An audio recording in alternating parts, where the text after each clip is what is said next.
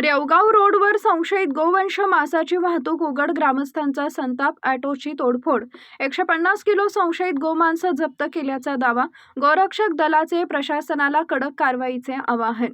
जालना शहरालगतच्या रेवगाव रोडवर संशयित गोमांस वाहतूक प्रकरण उघडकीस आल्यानं परिसरात एकच खळबळ उडाली.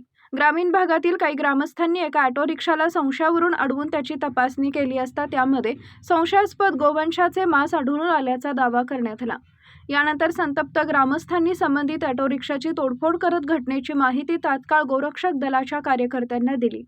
माहिती मिळताच गोरक्षक दलाचे कार्यकर्ते घटनास्थळी दाखल झाले. त्यांनी त्वरित तालुका पोलीस ठाण्याशी संपर्क साधून घटनेची माहिती दिली. त्यानंतर तालुका पोलीस ठाण्याचे अधिकारी व कर्मचारी घटनास्थळी पोहोचले आणि ऑटो रिक्षाची पाहणी केली. प्राथमिक तपासात वाहनामध्ये गोवंश जातीचे मांस असल्याचं निष्पन्न झाल्याचं पोलिसांकडून सांगण्यात आले.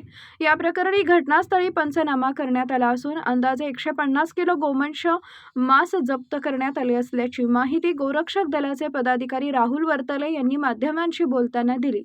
तसेच या प्रकरणी तालुका पोलीस ठाण्यात गुन्हा नोंद करण्यात आला आहे.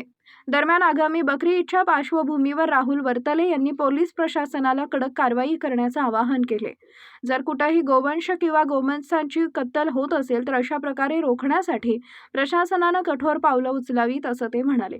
तसेच त्यांनी मुस्लिम बांधवांनाही आवाहन करत महाराष्ट्राला गायीला राजमातेचा दर्जा देण्यात आला असून हिंदू धर्मात गाय पूजनीय मानली जाते, त्यामुळे बकरी ईदच्या पार्श्वभूमीवर गोवंशांची कत्तल टाळावी, अन्यथा सामाजिक वातावरण आणि कायदा सुव्यवस्थेचा प्रश्न निर्माण होऊ शकतो असा इशाराही देण्यात आला आहे.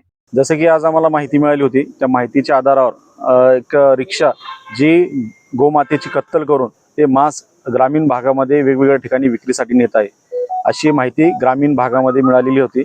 त्यानुसार गावकऱ्यांनी ती रिक्षा तिथं अडवली, तिचा पाठलाग करून, व तिथं अडवल्यानंतर आम्हाला फोन आला.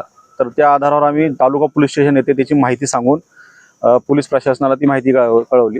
त्यानंतर तालुका पोलीस स्टेशन येथील कर्मचारी यांनी जाऊन ती रिक्षा ताब्यात घेतली व त्याच्यामध्ये अंदाजे 150 किलोच्या वर गोमांस आहे.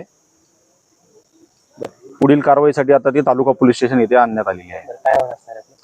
माझं एक पूर्ण प्रशासनाला व पूर्ण आपल्या हिंदू समाजांना असे आव्हान आहे की आता बकरी ईदची पार्श्वभूमी आलेली आहे आणि पोलीस प्रशासनाने योग्य ती कार्यवाही करून येणाऱ्या घटना, येणाऱ्या सणामध्ये कुठल्याही प्रकारचं सामाजिक तेढ निर्माण नाही होणार यासाठी पोलीस प्रशासनाने यात पुढाकार घ्यावा व तसेच इतर जे मुस्लिम धर्मीय आहेत त्यांनी जी आमचं आराध्य दैवत आहे, गोमाता आहे, ज्याला आम्ही पूजतोय, पूजनीय मानतोय आणि महाराष्ट्रामध्ये गोमातेला राज्यमाताचा दर्जा दिलेला आहे.